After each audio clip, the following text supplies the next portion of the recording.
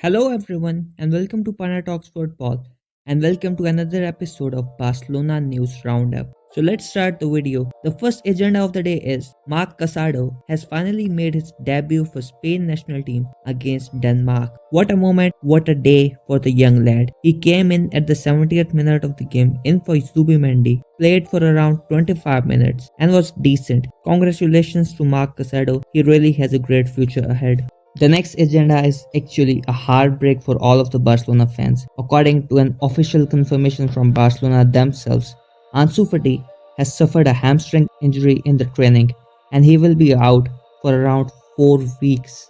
Furthermore, Javi Miguel reports that Ansu Fati's string of muscle injuries is causing concern within Barcelona. His decision not to have surgery back in 2022 has ended up being a mistake. Well, seriously, this is so unfortunate. According to me, this injury, it might just end up his Barcelona career, because this was the time he had finally had a chance to get the minutes, but just he was getting back in the form, he was getting back in the team, he suffered another injury.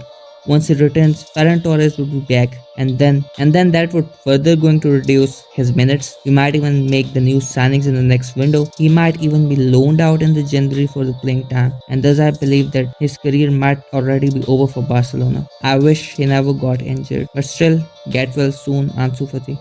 Next, we have agenda number 3 coming out of the Diario Sport, which is that there is a good news for Hansi Flick regarding the squad, that Ferran Torres is very near to return and he will be back after the international break from his injury. Anyways, do not curse me, I'm not calling it a good news. It's only Diario Sport. Now before I move forward to the further news, kindly subscribe to the channel if you are a new viewer and press that like button as well. And the next agenda is regarding a left winger coming out of the top journalist Fabrizio Romano, that Barca want to sign a winger next year, and both Nico Williams and Rafael Lewa are the names highly appreciated by the board. Very good players, two good players. Nico Williams is more feasible when it comes to the price. Rafael Lewa is going to be a little expensive. Both of them are going to be the really class wingers. My pick over both of them is still going to be Nico Williams. I feel it will be easier to get him than Rafael Lewa. Anyways, share your thoughts. Who would you like for Barcelona to sign among these two? Because it's clear only one of them is gonna come to Barcelona. Next, we have got a report regarding our rivals that Alfonso Davies has agreed to join Real Madrid. He has reached an agreement. He will sign this agreement in January. It's done.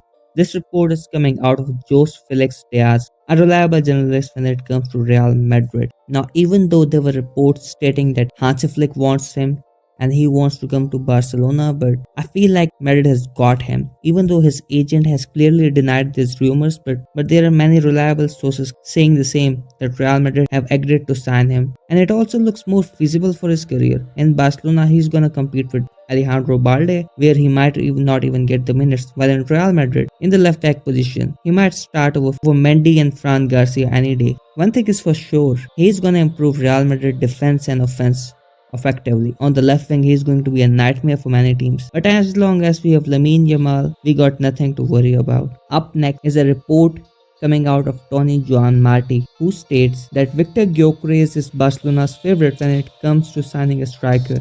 His starting price would be around 60 million to 70 million. There have already been contacts with Sporting Lisbon and players and Torres. Barca need a striker for the future, and everything depends on Robert Lewandowski's performances until the end of this season. If he continues his current form, Barca could postpone the signing of the number 9 until 2026. As of now, Lewandowski is clear that he wants one more season at Barca and end his contract in 2026. Both Lewandowski and Gyökeres coexisting is not ruled out, but it seems unlikely. It is actually positive to see this monster of a striker being linked to Barcelona, but as stated by Tony Joan Marti, I myself think it is going to be really harder to get him if Lewandowski decides to stay for one more year. And with the current form and the current manager, I don't think Barca is gonna push out Lewandowski from the team, so let's wait till the end of the season.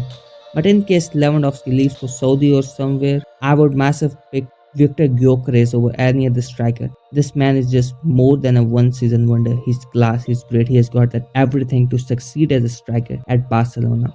Next comes a report by the Diario Sport, who state that Hansi Flick sees Tony Fernandez's best position as a false right winger. The forecast is that he will recover from his injury in 3 weeks. Once he is fully fit, Flick can consider him again as an alternative to Lamine Yamal when he has to rest. So actually the basic context of this report is that he is the preferred one to be the backup for Lamine Yamal at the right wing. Although only 16 years of age, he has already shown some very promising signs of development. He's class, but to me he's a really different player from Lamine Yamal. He's not a dribbler, but he's more sort of a Antoine Griezmann kind of player, and he will only work if we couple him with some sort of attacking fullback. Even though Koundé does attack, but he's not the one to cover the entire wing like Jordi Alba. But let's wait and watch the development of this exciting prospect who was even admired by Xavi. Just let La Masia cook.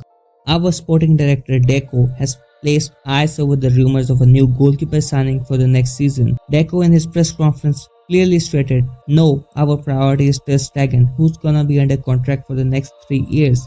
We won't sign anyone to replace Ter Stegan." He even stated to us question regarding Diego Costa that, "If I was Diego Costa, I'm not sure I'd join Barca to be a backup.